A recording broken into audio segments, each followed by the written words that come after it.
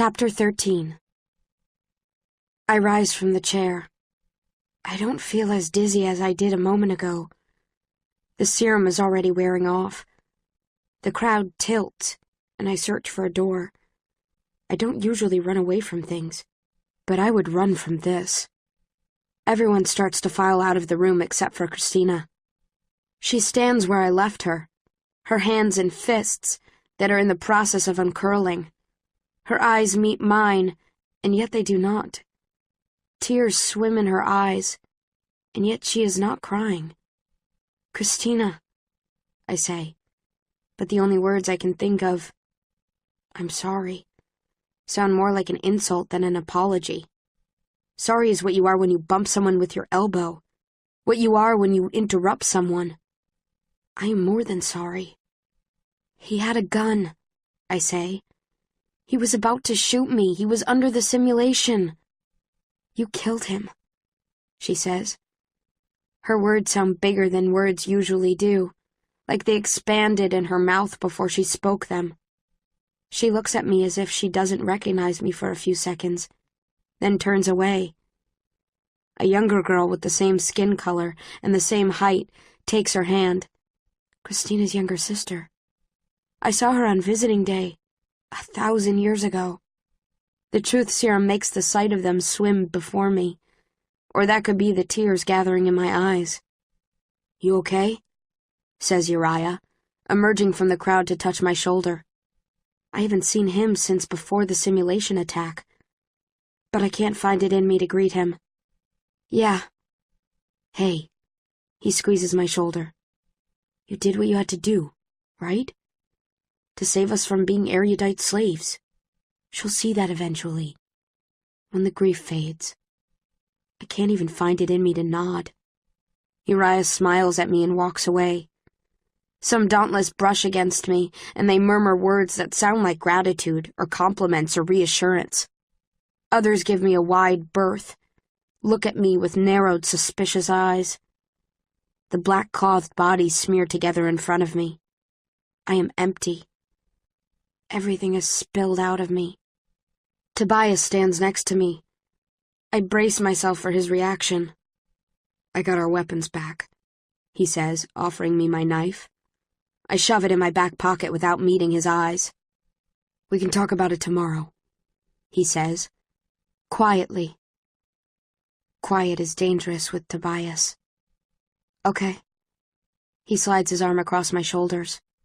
My hand finds his hip, and I pull him against me.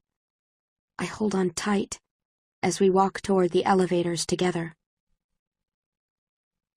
He finds us 2 cots at the end of a hallway somewhere. We lie with our heads inches apart, not speaking. When I'm sure he's asleep, I slip out from beneath the blankets and walk down the hallway, past a dozen sleeping dauntless. I find the door that leads to the stairs. As I climb step after step, and my muscles begin to burn, and my lungs fight for air, I feel the first moments of relief I've experienced in days. I may be good at running on flat ground, but walking upstairs is another matter. I massage a spasm from my hamstring as I march past the 12th floor and try to recover some of my lost air. I grin at the fierce burn in my legs, in my chest, using pain to relieve pain. It doesn't make much sense. By the time I reach the 18th floor, my legs feel like they have turned to liquid. I shuffle toward the room where I was interrogated. It's empty now, but the amphitheater benches are still there, as is the chair I sat in. The moon glows behind a haze of clouds. I set my hands on the back of the chair. It's plain, wooden, a little creaky. How strange that something so simple could have been instrumental in my decision to ruin one of my most important relationships and damage another. It's bad enough that I killed Will, that I didn't think fast enough to come up with another solution. Now I have to live with everyone else's judgment as well as my own, and the fact that nothing, not even me, will ever be the same again. The candors sing the praises of the truth, but they never tell you how much it costs. The edge of the chair bites into my palms. I was squeezing it harder than I thought. I stare down at it for a second, and then lift it, balancing its legs up on my good shoulder. I search the edge of the room for a ladder or a staircase that will help me climb. All I see are the amphitheater benches, rising high above the floor. I walk up to the highest bench and lift the chair above my head. It just barely touches the ledge beneath one of the window spaces. I jump, shoving the chair forward, and it slides onto the ledge. My shoulder aches. I shouldn't really be using my arm, but I have other things on my mind. I jump, grab the ledge, and pull myself up, my arms shaking. I swing my leg up and drag the rest of my body onto the ledge. When I'm up, I lie there for a moment, sucking in air and heaving it back out again. I stand on the ledge, under the arch of what used to be a window, and stare out at the city. The dead river curls around the building and disappears. The bridge, its red paint peeling, stretches over the muck. Across it are buildings, most of them empty. It is hard to believe there were ever enough people in the city to fill them. For a second, I allow myself to re-enter the memory of the interrogation. Tobias's lack of expression, his anger afterward, suppressed for the sake of my sanity. Christina's empty look, the whispers, "Thank you for your honesty." Easy to say that, when what I did doesn't affect them. I grab the chair and hurl it over the ledge. A faint cry escapes me. It grows into a yell, which transforms into a scream, and then I'm standing on the ledge of the merciless mart, screaming as the chair sails toward the ground, screaming until my throat burns. Then the chair hits the ground, shattering like a brittle skeleton. I sit down on the ledge, leaning into the side of the window frame, and close my eyes. And then I think of Al. I wonder how long Al stood at the ledge before he pitched himself over it, into the dauntless pit. He must have stood there for a long time, making a list of all the terrible things he had done. Almost killing me was one of those things, and another list of all the good, heroic, brave things he had not done, and then decided that he was tired. Tired not just of living, but of existing. Tired of being Al.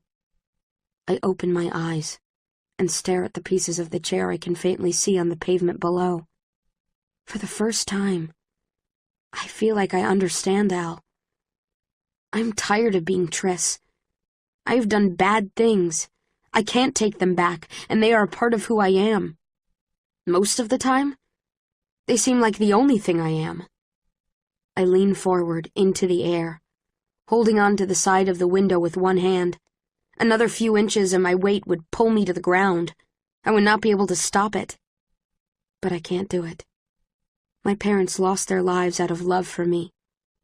Losing mine for no good reason would be a terrible way to repay them for that sacrifice, no matter what I've done. "Let the guilt teach you how to behave next time," my father would say. "I love you, no matter what," my mother would say. Part of me wishes I could burn them from my mind, so I would never have to mourn for them. But the rest of me is afraid of who I would be without them. My eyes blurry with tears.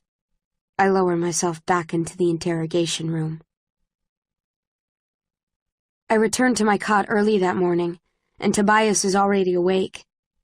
He turns and walks toward the elevators, and I follow him, because I know that's what he wants.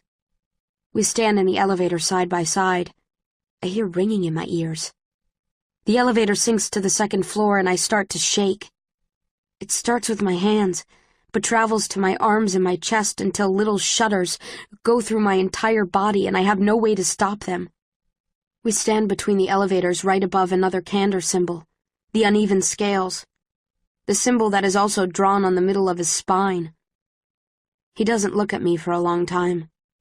He stands with his arms crossed and his head down until I can't stand it anymore, until I feel like I might scream. I should say something, but I don't know what to say. I can't apologize, because I only told the truth, and I can't change the truth into a lie. I can't give excuses. "You didn't tell me," he says. Why not? Because I didn't. I shake my head. I didn't know how to. He scowls. It's pretty easy, Triss. Oh yeah, I say, nodding. It's so easy. All I have to do is go up to you and say, by the way, I shot Will, and now guilt is ripping me to shreds, but what's for breakfast? Right? Right? Suddenly it is too much to contain. Tears fill my eyes and I yell, why don't you try killing one of your best friends and then dealing with the consequences? I cover my face with my hands. I don't want him to see me sobbing again. He touches my shoulder. Triss, he says gently this time. I'm sorry. I shouldn't pretend that I understand. I just meant that... He struggles for a moment. I wish you trusted me enough to tell me things like that. I do trust you, is what I want to say. But it isn't true. I didn't trust him to love me despite the terrible things I had done. I don't trust anyone to do that. But that isn't his problem. It's mine. I mean, he says, I had to find out that you almost drowned in a water tank from Caleb. Doesn't that seem a little strange to you? Just when I was about to apologize. I wipe my cheeks hard with my fingertips and stare at him. Other things seem stranger, I say, trying to make my voice light. Like finding out that your boyfriend's supposedly dead mother is still alive by seeing her in person. Or overhearing his plans to ally with the factionless, but he never tells you about it. That seems a little strange to me. He takes his hand from my shoulder. Don't pretend this is only my problem, I say. If I don't trust you, you don't trust me either. I thought we would get to those things eventually, he says. Do I have to tell you everything right away? I feel so frustrated I can't even speak for a few seconds. Heat fills my cheeks. God, Four! I snap. You don't want to have to tell me everything right away, but I have to tell you everything right away? Can't you see how stupid that is? First of all, don't use that name like a weapon against me, he says, pointing at me. Second, I was not making plans to ally with the factionless. I was just thinking it over. If I had made a decision, I would have said something to you. And third, it would be different if you had actually intended to tell me about Will at some point. But it's obvious that you didn't. I did tell you about Will, I say. That wasn't truth serum, it was me. I said it because I chose to. What are you talking about? I was aware. Under the serum, I could have lied. I could have kept it from you, but I didn't. Because I thought you deserved to know the truth. What a way to tell me, he says, scowling.